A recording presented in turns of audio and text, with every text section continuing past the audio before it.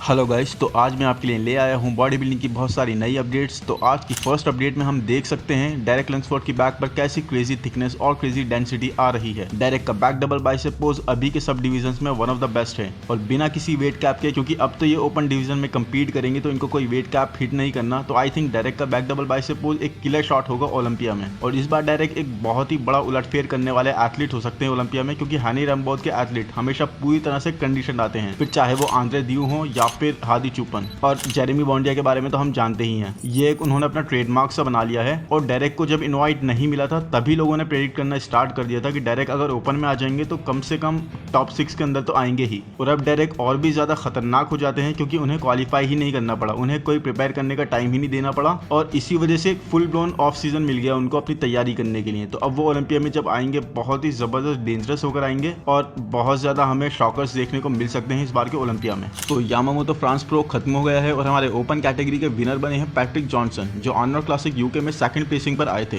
Second place पर यहां पर आए Mark Hector and third place दी गई जेमी जोहाल को। And to be completely honest, I think ये काफी अंडरवेलमिंग लाइनअप था जिसमें कोई भी बहुत बड़ा नाम नहीं था। और जैसे यहाँ आप देख सकते हैं पैट्रिक जबरदस्त श्रेडिड लग रहे हैं, ये बहुत ज्यादा ड्राई आए थे, स्पेशली फ्रंट और साइड पोजीज में। इनके आर्म्स और चेस्ट बिल्कुल ड्राई थे। Look at the side leg, hamstrings पूरी तरह से पील थी, ग्लूट्स यस थोड़े सॉफ्ट लग रहे थे और यहाँ इनकी बैक ट्रांजिशन करते में तो ग्रेट लग रही थी, बट जब ये बैक लेट्स पे हिट कर रहे थे थोड़ी सॉफ्टनेस स्मूथनेस हम देख सकते थे। और सेम चीज आई थिंक इनके बैक डबल बाइसेप में भी दिख रही थी। बट गाइस, कमाल की जो चीज लग रही थी वो थी इनके साइड पोजीज में इनकी हैमस्ट्रिंग्स। इनके हैमस्ट्रिंग्स इंसेन तरह से ड्रॉप कर रहे थे और ये चीज नॉर्मली कभी नहीं देखी जाती। तो जब ऐसी डिटेल्स देखने को मिलती हैं तो पता लगता है कितनी ज्यादा हार्ड प्रेप की है इस एथलीट ने। सो ऐसा नहीं है कि ये बिल्कुल परफेक्ट आए थे और ऐसा लग रहा था जैसे इन्होंने डायरेटिक्स थोड़ा ज्यादा यूज कर लिए हैं और इसीलिए बिल्कुल ही नेक्स्ट लेवल तक इनकी बॉडी से वाटर फ्लश आउट हो गया था। और इसी चीज ने काफी पोजीज में इनका साथ भी दिया, जैसे यहाँ पर। और ये देखिए मोस्ट मस्कुलर, जिसमें अपनी ड्राइनेस की वजह से ये बहुत ज्यादा इंप्रेसिव दिख रहे थे।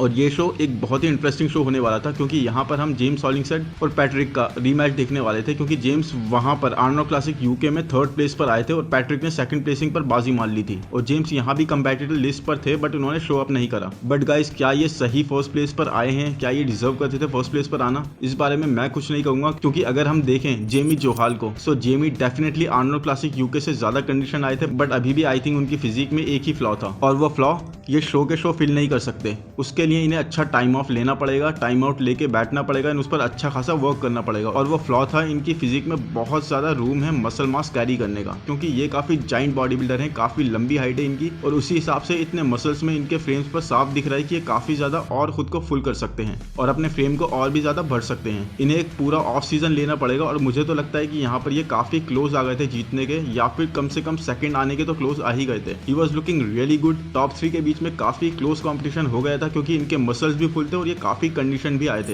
एंड मोस्ट इंपॉर्टेंटली गाइस, सारे फैंस, सारा क्राउड इनकी तरफ हो गया था, क्योंकि गाइस इनकी फिजिक एक थोड़ा इनकी हाइट की वजह से ज्यादा स्टैंड आउट करती है।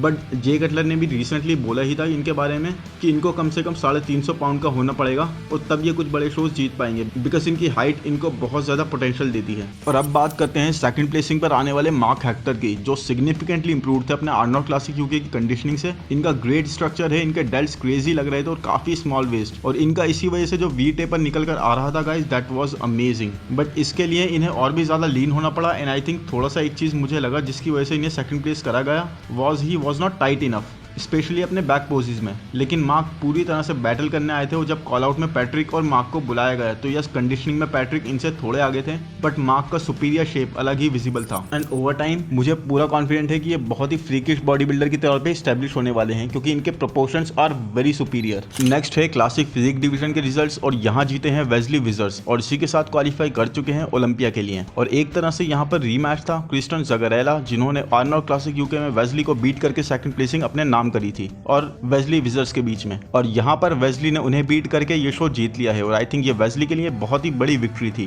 क्योंकि आर्नोल्ड यूके में वेस्ली बिल्कुल क्लोज था अपनी फिजिक को परफेक्ट करके लाने में, और आई थिंक यहाँ पर वेस्ली ने वो कर दिया है। और अगर ये यहाँ आर्नोल्ड के शेप में भी आए होते तो ये यहाँ पर फिर भी जीत गए होते, क्योंकि इनकी फिजिक काफी ज्यादा क्लासिक है। एंड आप यहाँ पर काफी इंप्रूवमेंट देख सकते हो। Look at his glutes, hamstrings. Look at the dryness guys and conditioning जो इनकी बैक पर आ रही है, जस्ट वाओ। प्रॉपर स्ट्राइशंस इनके शोल्डर पर हम देख सकते हैं और यहाँ पर ये अमेजिंग लग रहे थे मैम। और इवन जब ये मोस्ट मस्कुलर हिट कर रहे थे तब भी ये क्लासिक ही लग रहे थे, क्योंकि इनके प्रोपोर्शंस, इनकी सिमेट्री है ही ऐसी। और क्रिस्टियन लास्ट टाइम सेकंड सिर्फ इसीलिए आ पाए थे because he was more conditioned, but structure Wesley का ही ज्यादा क्लासिक है। और अब जब वेस्ली ने अपनी कंडीशनिंग बिल्कुल ऑन पॉइंट कर ली है और कंडीशनिंग बिल्कुल नेल कर ली है, तो he was able to beat Christian जो थर्ड आई इस बार। ऑल्सो टू मेंशन, यहाँ पर वेस्ली की पोजिंग भी इम्प्रूव थी, बहुत ज्यादा परफेक्ट थी, तो जजेस को कहीं से भी कोई मौका नहीं मिला वेस्ली के अगेंस्ट जाने का। मेंस फिजिक डिवीजन के विनर बने हैं एमिले वॉकर। और गाइस मेंस फिजिक में तो एथलीट ऐसे श्रेडिड होकर आने लगे हैं कि बस अलग ही लेवल पर आ चुके हैं। और एमिले वॉकर भी यहाँ पर पूरी तरह से ड्राई और श्रेडिड आए थे।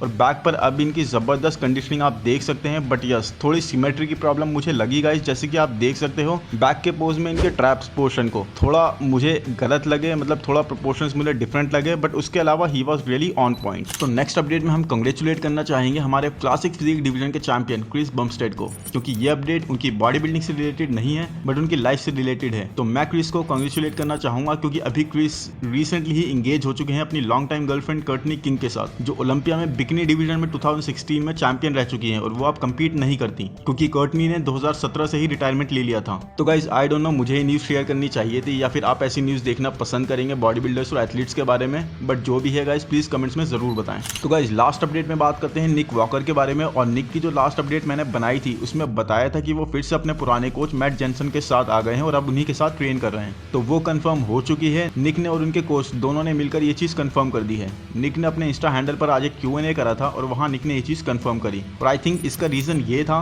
कि वो जब डॉम सुपर स्लाइस के साथ ट्रेन कर रहे थे तो यस उन्होंने एक सिग्निफिकेंट साइज पुट ऑन कर लिया था, बट डॉन के पास कोई भी ओलंपिया लेवल का एथलीट कभी नहीं रहा, तो उन्हें इस चीज का एक्सपीरियंस नहीं था। और इसी चीज से निक थोड़ा कॉन्फिडेंट नहीं थे और इस स्टेज पर आकर अपनी कंडीशनिंग से खुश नहीं थे। He was not feeling well, तो now he is finally back with his coach. तो निक और मैट जेनसन ने अपने प्रोफेशनल डिफरेंसेस क्लियर कर दिए हैं और अब निक फुल ऑन प्रेप मोड पर आ जाएंगे। इसी के साथ वीडियो खत्म होता है। आई होप वीडियो आपको पसंद आया हो। वीडियो को लाइक कर देना, चैनल को सब्सक्राइब कर देना। Thank you, bye bye.